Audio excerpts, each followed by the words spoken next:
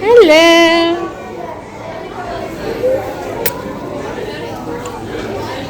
What happened here? Oh, nothing.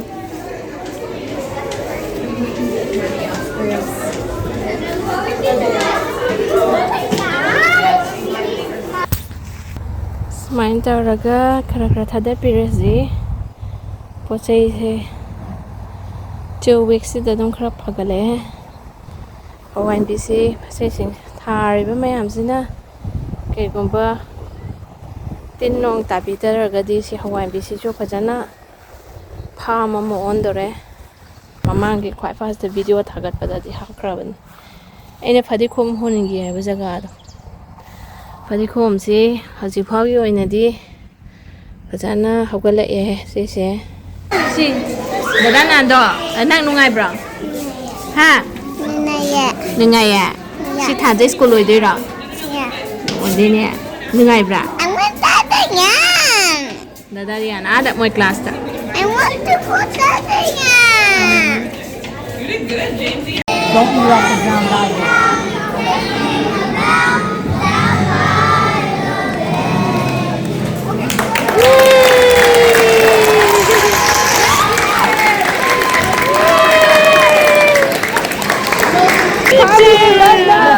Good job.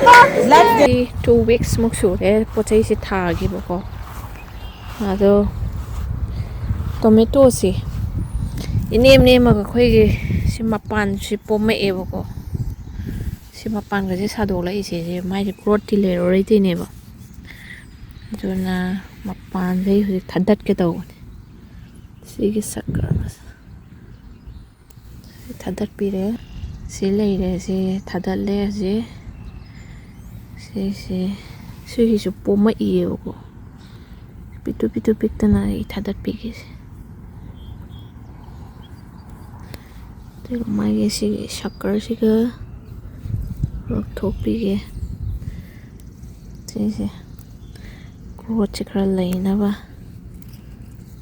manna si so lai bak thenge si so lok thok pi ra ge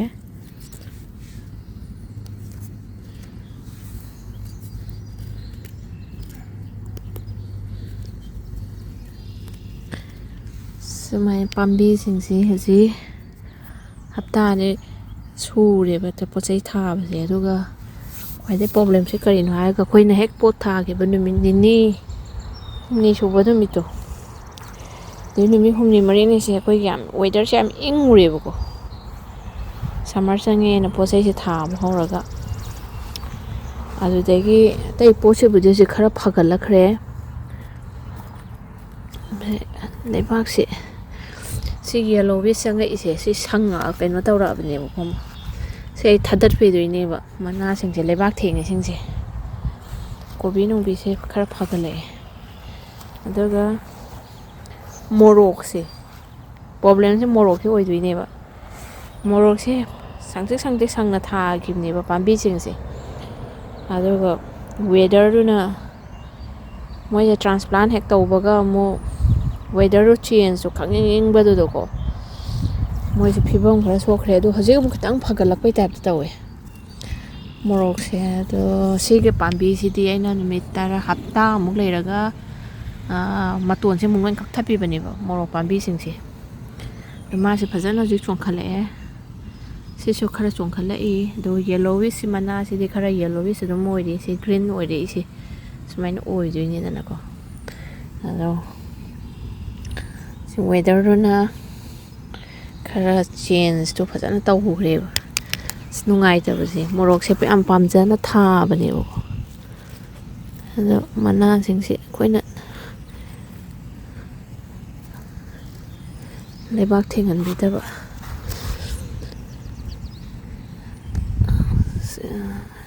mana sing si su khara khala lai ga khak thapi ge taw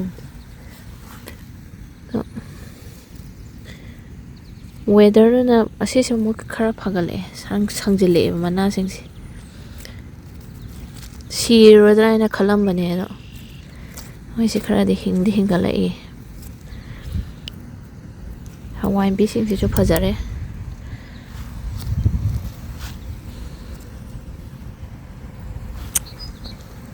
ꯑꯗꯨꯒ ꯁꯤꯅ ꯅꯍꯥꯟ ꯅꯧꯅ ꯑꯃꯨꯛ ꯊꯥꯕꯅꯦ ꯁꯤꯁꯤꯅ ꯑꯃꯨꯛ ꯉꯁꯤ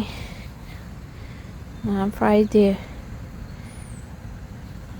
Saturday ꯅꯨꯃꯤꯠꯇ ꯑꯣꯏꯕ ꯃꯥꯜꯂꯦ ꯁꯤ ꯊꯥꯒꯤꯗꯨꯅ ꯅꯨꯃꯤꯠ 6-7 ꯁꯨꯔꯤ ꯁꯤꯁꯤ ꯊꯥꯕꯁꯦ ꯁꯤ ꯃꯣꯔꯣꯛꯁꯤꯡꯁꯤꯅ ꯑꯃꯨꯛ ꯅꯧꯅ ꯊꯥꯕ ꯉꯥꯛꯇꯅꯦ ꯑꯗꯨꯒ ꯁꯤꯒꯤ ꯀꯩꯅꯣꯁꯦ ꯁꯤꯁꯤ ꯏꯊꯥ ꯊꯥꯖꯗꯅꯀꯣ ꯑꯃꯨꯛ ꯆꯥꯎꯊꯣꯔꯛꯄ ꯋꯥꯅꯤ ꯉꯔꯥꯡ ꯅꯍꯥꯟ ꯑꯅꯤꯔꯛ ꯊꯥꯔ ꯃꯇꯨꯡꯗꯀꯣ ꯑꯩꯈꯣꯏꯒꯤ ꯄꯥꯝꯕꯤꯁꯤ ꯃꯅꯥꯁꯦ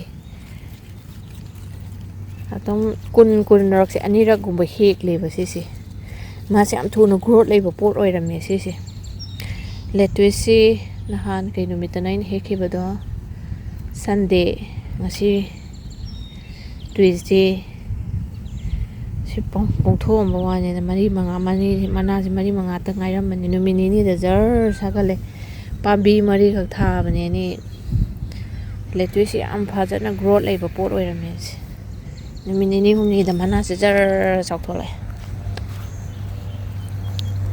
ꯁꯤ ꯂꯩꯔꯤ ꯍꯋꯥꯏ ꯁꯤ ꯄꯥꯝꯕꯤ ꯃꯔꯨꯅ ꯍꯨꯟꯈꯤꯕꯅꯦ ꯁꯦꯕꯣꯠ ꯃꯥꯜꯂꯦ ꯁꯤ ꯀꯩꯅꯣ ꯑꯩ ꯒ꯭ꯌꯥꯟ ꯑꯃ ꯇꯥꯗ꯭ꯔꯤꯌꯦ ꯁꯤ ꯃꯔꯨꯅ ꯍꯨꯟꯈꯤꯕꯁꯦ ꯑꯩ ꯅꯤꯡꯁꯤꯡ ꯊꯣꯛꯇ꯭ꯔꯕ ꯁꯅꯥꯔꯩ ꯃꯔꯨꯅ ꯍꯨꯟꯕꯗꯣ ꯑꯗꯨꯒ ꯁꯤꯗ ꯌꯥꯝ ꯐꯖꯕ ꯑꯃꯅ ꯑꯩꯅ ꯃꯔꯨꯅ ꯍꯨꯟꯕꯅꯦꯕꯀꯣ ꯁꯤꯁꯤꯡꯁꯦ ꯇꯣꯃꯦꯇꯣꯅꯦ ꯁꯧꯒ꯭ꯔꯤꯅꯦ ꯍꯧꯔꯛꯇꯦ ꯑꯩꯅ ꯑꯗꯨꯝ ꯄꯪꯍꯪꯗ ꯍꯟꯖꯤꯟꯈꯤꯕꯗꯨꯅ ꯍꯧꯖꯤꯛꯅ ꯍꯦꯛꯇ ꯀꯩꯅꯣ ꯇꯧꯅ ꯍꯧꯒꯠꯂꯛꯄ ꯋꯥꯅꯤꯅ ꯋꯦꯗꯔꯁꯦ ꯈꯔ ꯐꯔꯛꯄꯗꯒꯤꯀꯣ ꯁꯨꯍꯧ ꯍꯧꯗꯦ ꯑꯩꯅ ꯑꯗꯨꯝ ꯒꯝꯂꯥꯁꯤꯗ ꯑꯗꯨꯝ ꯍꯨꯟꯖꯤꯟꯈꯤꯕꯗꯣ ꯑꯁꯥꯡꯕꯤ ꯔꯤꯡ ꯑꯣꯐ ꯐꯥꯏꯌꯔ ꯀꯩꯀꯩ ꯈꯔ ꯊꯥꯕꯅꯦꯕꯀꯣ ꯅꯍꯥꯟꯁꯦ ꯅꯧꯅ ꯑꯃꯨꯛ ꯑꯩꯅ ꯑꯗꯨꯝ ꯊꯥꯖꯤꯟꯕꯗꯨꯗ ꯃꯇꯣꯟꯁꯨ ꯀꯛꯈ꯭ꯔꯦ ꯃꯇꯣꯟ ꯀꯛꯊꯠꯂꯒ ꯑꯣꯏꯅ ꯊꯥꯕꯁꯦ ꯃꯅꯥꯁꯤꯡꯁꯦ ꯂꯩꯕꯥꯛ ꯊꯦꯡꯉꯦ ꯃꯣꯏꯁꯦ ꯂꯩꯕꯥꯛ ꯊꯦꯡꯉꯗꯤ ꯁꯣꯏꯜ ꯗꯤꯖꯤꯁ ꯇꯧꯔꯛꯑꯦ ꯑꯗꯨꯏꯗꯨꯅ ꯂꯩꯕꯥꯛꯁꯦ ꯊꯦꯡꯍꯟꯕꯤꯗꯕ ꯃꯅꯥꯁꯤꯡꯁꯤꯒ ꯃꯇꯣꯟ ꯊꯥꯗꯈ꯭ꯔꯕꯅꯦꯕꯀꯣ ꯑꯗꯨꯅ ꯃꯁꯥꯁꯦ ꯈꯤꯡ ꯂꯥꯎꯔꯛꯏ ꯃꯥꯁꯦ ꯁꯨꯃꯥꯏꯅ ꯇꯧꯔꯒ ꯈꯔ ꯊꯥꯗꯠꯄꯤꯔꯁꯤ ꯄꯣꯠ ꯆꯩꯁꯦ 2 weeksꯁꯤꯗ ꯑꯗꯨꯝ ꯈꯔ ꯐꯒꯠꯂꯛꯑꯦ ꯍꯋꯥꯏꯟꯕꯤꯁꯤ ꯄꯣꯠꯆꯩꯁꯤꯡ ꯊꯥꯔꯤꯕ ꯃꯌꯥꯝꯁꯤꯅ ꯀꯩꯒꯨꯝꯕ ꯇꯤꯟ ꯅꯣꯡ ꯇꯥꯕꯤꯗ꯭ꯔꯒꯗꯤ ꯁꯤ ꯍꯋꯥꯏꯟꯕꯤꯁꯤꯁꯨ ꯐꯖꯅ ꯐꯥꯝ ꯑꯃ ꯑꯣꯟꯗꯣꯔꯦ ꯁꯧꯒ꯭ꯔꯤ ꯃꯔꯨꯁꯨ ꯊꯥꯕꯅꯦ ꯁꯨꯃꯥꯏꯅ ꯐꯖꯅ ꯑꯗꯨꯝ ꯍꯧꯒꯠꯂꯛꯏ ꯁꯧꯒ꯭ꯔꯤꯁꯤꯡꯁꯤꯁꯨ ꯌꯦꯡꯁꯦ ꯄꯣꯠꯀꯤ ꯄ꯭ꯔꯗꯛꯁꯦ ꯁꯤꯁꯤꯅ ꯕꯦꯂꯦꯟꯗ꯭ꯔꯤ ꯑꯩꯈꯣꯏ ꯃꯅꯤꯄꯨꯔꯒꯤ ꯃꯔꯨꯅꯤ ꯍꯤꯡꯉꯦ ꯑꯗꯨꯝ ꯍꯟꯗꯛ ꯊꯥꯖꯤꯟꯕꯅꯤ ꯕꯦꯂꯦꯟꯗ꯭ꯔꯤꯁꯦ ꯑꯩꯈꯣꯏꯒꯁꯨ ꯆꯥꯟꯅꯗꯕꯅꯤ ꯁꯤꯁꯨ ꯑꯩꯅ ꯑꯗꯨꯝ ꯇꯣꯃꯦꯇꯣ ꯃꯔꯨ ꯑꯩꯈꯣꯏꯒꯤ ꯏꯟꯁꯥꯡ ꯊꯣꯡꯕꯗ ꯁꯦꯝ ꯁꯥꯕ ꯇꯧꯕꯗ ꯑꯩꯅ ꯑꯗꯨꯝ ꯂꯪꯁꯤꯟꯈꯤꯕꯗꯣ ꯁꯤꯁꯦ ꯃꯆꯥ ꯍꯧꯒꯠꯂꯛꯏꯁꯤꯡꯁꯦ ꯂꯣꯏ ꯇꯣꯃꯦꯇꯣ ꯃꯔꯨ ꯉꯥꯛꯇꯅꯤ ꯃꯃꯥꯡꯒꯤ ꯈ꯭ꯋꯥꯏ ꯐꯥꯔꯁꯇ ꯚꯤꯗꯤꯑꯣ ꯊꯥꯒꯠꯄꯗꯗꯤ ꯍꯥꯞꯈ꯭ꯔꯕꯅꯤ ꯑꯩꯅ ꯐꯗꯤꯒꯣꯝ ꯍꯨꯟꯒꯦ ꯍꯥꯏꯕ ꯖꯒꯥꯗꯣ ꯐꯗꯤꯒꯣꯝꯁꯤ ꯍꯧꯖꯤꯛ ꯐꯥꯎꯒꯤ ꯑꯣꯏꯅꯗꯤ ꯐꯖꯅ ꯍꯧꯒꯠꯂꯛꯑꯦ ꯁꯤ ꯃꯣꯔꯣꯛ ꯄꯥꯝꯕꯤ 2ꯈꯛꯁꯨ ꯊꯥꯕꯅꯦ ꯁ꯭ꯋꯥꯏꯁꯦ ꯑꯁꯤꯅꯈꯔ ꯃꯔꯨꯝ ꯐꯪꯉꯦꯕꯀꯣ ꯑꯗꯨꯅ ꯃꯔꯨꯝꯗ ꯑꯃꯨꯛꯈꯔ ꯄꯥꯝꯕꯤꯁꯦ ꯊꯥꯁꯦꯅ ꯅꯨꯡꯁꯥ ꯑꯗꯨꯝ ꯐꯪꯕꯗꯣ ꯎꯃꯣꯔꯣꯛꯁꯤꯗꯤ ꯀꯩꯅꯣ ꯇꯧꯗꯕꯅꯤ ꯍꯥꯏꯌꯦꯕꯀꯣ ꯑꯗꯨꯅ ꯐꯗꯤꯒꯣꯝꯁꯦ ꯍꯧꯖꯤꯛ ꯐꯥꯎꯒꯤ ꯁ꯭ꯇꯦꯖꯇꯗꯤ ꯑꯗꯨꯝꯈꯔ ꯐꯒꯠꯂꯛꯑꯦ ꯁꯤꯁꯨ ꯌꯦꯡꯉꯨꯅꯦ ꯃꯣꯔꯣꯛ ꯃꯅꯥꯁꯤ ꯅꯣꯏꯅ ꯌꯦꯜꯂꯣ ꯆꯪꯉꯒ ꯑꯩꯈꯣꯏꯒꯤ ꯕꯔꯟ ꯇꯧꯕꯩ ꯇꯥꯏꯞꯇ ꯇꯧꯔꯤꯁꯦ ꯁꯟ ꯕꯔꯟ ꯇꯧꯕꯩ ꯇꯥꯏꯞꯇ ꯑꯗꯣ ꯐ꯭ꯔꯣꯁ ꯑꯃꯨꯛ ꯇꯧꯔꯨꯔꯦꯕꯀꯣ ꯐ꯭ꯔꯣꯁ ꯇꯧꯔꯒ ꯌꯥꯝ ꯀꯟꯅ ꯏꯪꯉꯨꯔꯀꯥꯟꯗ ꯑꯃꯨꯛ ꯅꯨꯡꯁꯥꯁꯦ ꯑꯃꯨꯛ ꯅꯨꯃꯤꯠ 2-3 ꯌꯥꯝ ꯐꯖꯅ ꯁꯥꯈꯤꯕ ꯍꯥꯏꯇꯥꯔꯦ ꯑꯗꯨꯅꯅꯦ ꯃꯣꯔꯣꯛꯁꯤꯡꯁꯦ ꯇꯧꯔꯤꯁꯦ ꯁꯣꯏꯔꯤꯁꯦ ꯑꯗꯨꯒ ꯈꯪꯕ ꯌꯥꯎꯔꯒꯗꯤ ꯀꯔꯤ ꯀꯃꯥꯏꯅ ꯇꯧꯅꯤ ꯑꯩꯈꯣꯏꯅ ꯃꯣꯔꯣꯛꯁꯦ ꯄꯥꯝꯖꯕꯅꯤꯅ ꯑꯩꯈꯣꯏ ꯄꯥꯝꯕꯤ ꯐꯅꯌꯥꯝꯗꯤ ꯊꯥꯕꯅꯦ ꯑꯗꯣ ꯌꯦꯡꯁꯤ ꯑꯗꯨꯒ ꯁꯤꯗꯁꯨ ꯃꯣꯔꯣꯛ ꯄꯥꯝꯕꯤꯁꯦ ꯈꯔꯁꯨ ꯊꯥꯕꯅꯦꯕ ꯁꯤ ꯄꯥꯝꯕꯤ ꯁꯤꯃꯗꯤ ꯃꯁꯥꯁꯦ ꯈꯔ ꯂꯤꯡꯉꯦ ꯁꯤꯁꯨ ꯂꯤꯡꯈꯠꯂꯛꯏ ꯁꯤꯁꯨ ꯑꯗꯨꯝ ꯅꯣꯏ ꯈꯨꯏꯖꯤꯜꯂꯨꯔꯕꯅꯦꯕꯀꯣ ꯁꯤ ꯁꯨꯃꯥꯏꯅ ꯇꯦꯛ ꯂꯥꯎꯔ ꯂꯣꯏ ꯂꯩꯔꯛꯏꯅꯦꯕ ꯁꯤ ꯄꯥꯝꯕꯤ ꯃꯇꯣꯟꯗꯤ ꯀꯛꯂꯕꯅꯦ ꯑꯗꯨꯒ ꯃꯅꯥꯁꯤꯡꯁꯦ ꯅꯣꯏ ꯁꯪꯇ꯭ꯔꯤꯛ ꯁꯪꯅ ꯂꯩꯔꯛꯄ ꯄꯣꯠ ꯉꯥꯛꯇꯅꯦꯕ ꯑꯗꯨꯒ ꯈꯣꯡꯗ꯭ꯔꯨꯝꯅꯦ ꯌꯦꯡꯉꯨꯅꯦ ꯁꯤ ꯄꯤꯛꯅ ꯃꯄꯥꯟꯒ ꯄꯣꯝꯕꯤ ꯈꯣꯠꯄꯤꯒ ꯇꯧꯈꯠꯂꯛꯑꯦ ꯁꯤꯒꯤ ꯃꯄꯥꯟꯁꯤ ꯊꯥꯗꯠꯀꯗ꯭ꯔꯥ ꯁꯤ ꯑꯝꯇꯪ ꯈꯪꯕ ꯃꯤ ꯌꯥꯎꯔꯒꯗꯤ ꯍꯥꯏꯕꯤꯔꯛꯑꯣ ꯑꯩ ꯊꯥꯗꯠꯀꯦꯗꯤ ꯈꯜꯂꯤꯕꯀꯣ ꯍꯥꯏꯗꯤ ꯃꯥꯏ ꯒ꯭ꯔꯣꯠꯁꯦ ꯂꯩꯔꯣꯏꯗ꯭ꯔꯤꯕ ꯁꯤꯁꯦ ꯃꯄꯥꯟ ꯁꯥꯔꯛꯏꯁꯦ ꯀꯛꯊꯠꯀꯦꯗꯤ ꯊꯥꯗꯠꯀꯦꯗꯤ ꯈꯜꯂꯤ ꯑꯗꯨꯒ ꯁꯤꯅ ꯉꯔꯥꯡ ꯅꯍꯥꯟ ꯆꯥꯔꯥ ꯂꯧꯔꯛꯄꯅꯦ ꯑꯁꯥꯈꯣꯏꯗꯒꯤ ꯑꯗꯨꯒ ꯁꯤꯗꯁꯨ ꯅꯥꯀꯨꯞꯄꯤꯅꯦꯕꯀꯣ ꯅꯥꯀꯨꯞꯄꯤ ꯁꯤꯅ ꯇꯤꯜꯍꯧ ꯃꯅꯥ ꯑꯀꯨꯞꯄꯗꯣ ꯄꯥꯝꯕꯤ ꯂꯩꯔꯛꯄꯅꯦ ꯁꯤꯁꯨ ꯅꯍꯥꯟ ꯁꯤ ꯐꯗꯤꯒꯣꯝ ꯉꯥꯛꯇꯅꯦ ꯁꯤ ꯑꯩꯅ ꯑꯗꯨꯝ ꯂꯝꯗꯣ ꯍꯥꯡꯉ ꯂꯩꯌꯦꯅ ꯑꯩꯅ ꯑꯗꯨꯝ ꯍꯨꯟꯖꯤꯟꯈꯤꯕꯅꯦꯕꯀோ ꯑꯗꯨꯒ ꯍꯪꯒꯥꯝꯁꯤꯡꯗꯨ ꯍꯨꯟꯕꯅꯦ ꯍꯪꯒꯥꯝꯁꯨ ꯑꯝꯇ ꯌꯥꯗ꯭ꯔꯦ ꯍꯟꯗꯛꯇꯤ ꯁꯤꯒꯤ ꯍꯪꯒꯥꯝꯁꯤꯅ ꯑꯃꯨꯛ ꯈꯔꯕꯨ ꯐꯒꯠꯂꯛꯏ ꯁꯣꯝ ꯃꯃꯥꯡꯒꯤ ꯑꯆꯧꯕꯁꯤꯗ ꯂꯩꯕꯥꯛ ꯄꯣꯠ ꯊꯥꯗ꯭ꯔꯤꯉꯩ ꯍꯪꯒꯥꯝ ꯃꯔꯨ ꯈꯔ ꯍꯨꯟꯈꯤꯕꯅꯦ ꯍꯧꯔꯛꯇ꯭ꯔꯦ ꯑꯝꯇ ꯍꯟꯗꯛꯇꯤ ꯑꯗꯣ ꯁꯤ ꯅꯥꯀꯨꯞꯄꯤꯅꯦ ꯑꯃꯨꯛꯃꯨꯛꯇꯤ ꯂꯦꯜꯂꯨꯔꯦ ꯑꯩꯁꯦ ꯁꯤ ꯆꯣꯡꯈꯠꯂꯛꯏꯅꯤ ꯁꯤꯁꯤꯡꯁꯤ ꯆꯣꯡꯈꯠꯂꯛꯏꯅꯤ ꯅꯥꯀꯨꯞꯄꯤ ꯉꯥꯛꯇꯅꯦ ꯁꯤꯁꯤꯅ ꯌꯦꯡꯁꯦ ꯑꯗꯨꯅ ꯄꯣꯠꯁꯦ ꯍꯟꯗꯛꯁꯦ ꯀꯔꯝꯍꯥꯏꯅ ꯇꯧꯗꯣꯏꯅꯣ ꯑꯍꯥꯟꯕꯅꯤꯅ ꯃꯐꯝꯁꯤꯗ ꯑꯗꯨꯝ ꯌꯥꯝ ꯀꯟꯅ ꯑꯗꯒꯤ ꯑꯩꯈꯣꯏ ꯍꯥꯟꯅꯒꯤ ꯊꯥꯔꯝꯕꯗꯣ ꯑꯗꯨꯃꯥꯏꯅꯗꯤ ꯊꯥꯗ꯭ꯔꯦꯕꯀꯣ ꯄꯣꯠꯁꯦ ꯐꯦꯟꯁꯤꯡ ꯈꯥꯗ꯭ꯔꯤꯕꯅꯤꯅ ꯐꯦꯟꯁꯤꯡ ꯅꯨꯡꯁꯤꯡ ꯈꯥꯔꯀꯥꯟꯗ ꯑꯃꯨꯛ ꯈꯔ ꯌꯥꯝ ꯊꯥꯒꯦ ꯁꯤ ꯗꯥꯗꯥ ꯅꯥꯅꯤꯁꯦ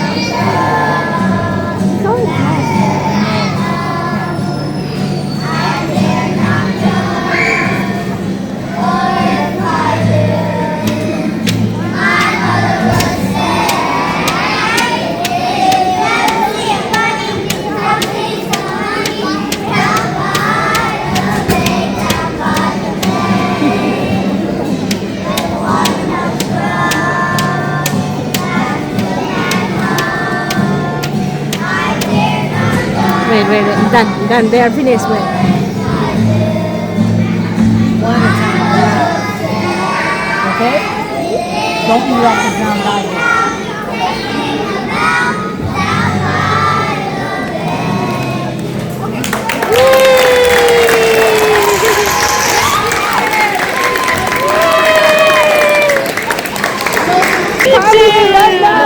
Good job. Yeah, Bob. Let's get. Thank you. One, two, ready. Taja. Kai lai ba? Have a great time. You too. Toodles. Have a good weekend, okay? See you. Why are you back? Put them in your box. Hi, buddy. Buddy. Good job, guys. Why are you Okay. Good job.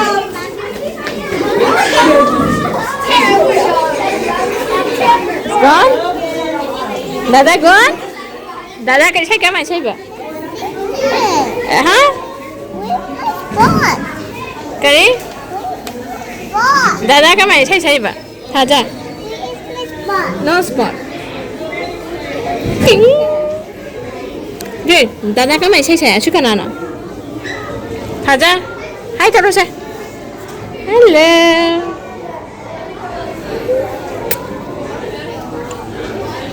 What happened here?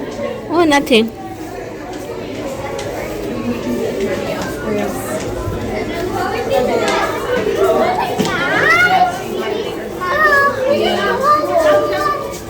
Chị baba cho ra sao? Dada nang thấy cái spring concert lại ba? School da. Nung ai bro? Nung ai bro? Si. Dada nang do. Nang nung ai bro? Ha? Nung ai à? Si thả dây school rồi đấy rồi. Ở đây nè. Nung ai bro? Dada Rian ada moi class ta. I want to put that in. You did good, Jamesy. Wait.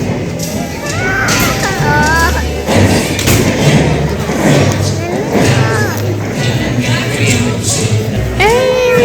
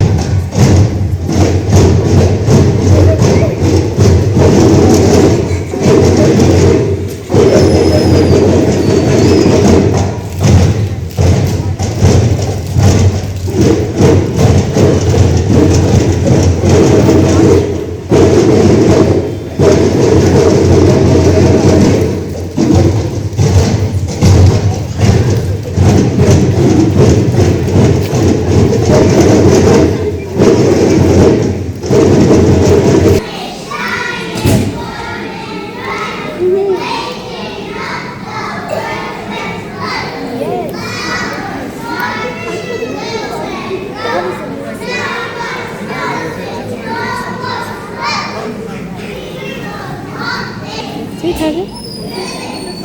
Hi there. Hello.